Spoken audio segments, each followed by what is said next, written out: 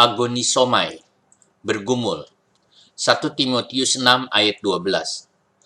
Agonisou ton kalon agona tes pisteos, epilabou tes aioniou soes. Bergumullah dalam pergumulan iman yang baik, dan pegang teguhlah hidup yang kekal. Agonisomai arti harafiahnya bertanding hebat bahkan sampai menderita. Misalnya, pergumulan atlet atau gladiator untuk memenangkan suatu pertandingan. Pertandingan di zaman itu seringkali mengandung resiko kematian, sehingga mereka mempersiapkan dirinya baik-baik supaya menang dalam pertandingan, sebab kekalahan membawa kematian.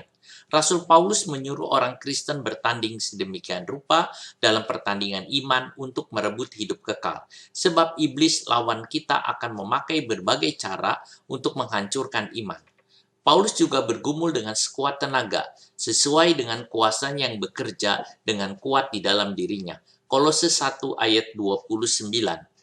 Paulus juga memakai kata agonisomai untuk menjelaskan bagaimana Epafras selalu bergumul dalam doa bagi jemaat di Kolose, Kolose 4 ayat 12. Ini artinya Epafras bergumul sampai menderita, bahkan selalu ia berdoa sedemikian rupa supaya jemaat berdiri teguh dalam Tuhan.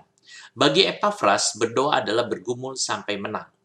Agonisomai adalah istilah militer yang artinya disiplin keras supaya prajurit menang dalam peperangan, atau gambaran seorang atlet yang berlari sekuat kemampuannya untuk mencapai tujuan. Rasul Paulus mengatakan dalam 2 Timotius 4 ayat 7, ton agona, ton kalon, egonismai. Aku telah bergumul dalam pergumulan yang baik. Agona adalah bentuk aoris dari kata agonisomai, yang artinya dahulu dikerjakan sampai sekarang masih berlaku. Jadi sejak pertama kali mengenal Yesus Kristus sampai akhir hidupnya, Paulus penuh dengan pergumulan yang keras, dan ia bergumul dengan baik, sehingga dapat mengakhirinya. Walau ada hambatan, ia berusaha mengatasinya. Untuk mengerjakannya dibutuhkan keberanian, ketekunan, kesabaran, kedisiplinan, dan percaya kepada Tuhan Yesus. Menjadi orang Kristen bukannya untuk bersantai, tetapi untuk berjuang melawan segala tipu daya setan, dosa, dan dunia.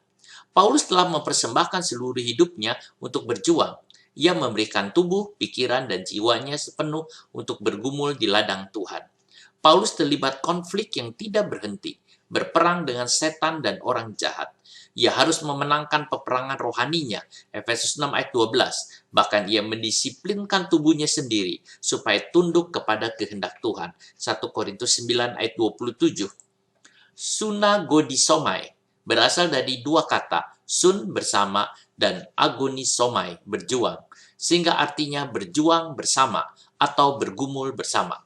Paulus mengajak umat untuk bergumul bersama-sama dalam kelompok doa, bahu-membahu dalam pertempuran iman dengan tujuan yang sama. Roma 15 ayat 30. Ini adalah pertemuan doa yang kuat, doa peperangan yang tidak mengenal lelah. Kita harus mengerahkan otot-otot rohani kita bersama-sama. Doa kita tidak boleh menjadi pengalaman biasa yang tidak memiliki hati atau kesungguhan. Kita harus menaruh semangat dalam doa kita sebanyak yang dilakukan oleh para pegulat dalam pergumulannya. Berani menderita dalam pergumulan, itulah agonisomai. Amin. Haleluya.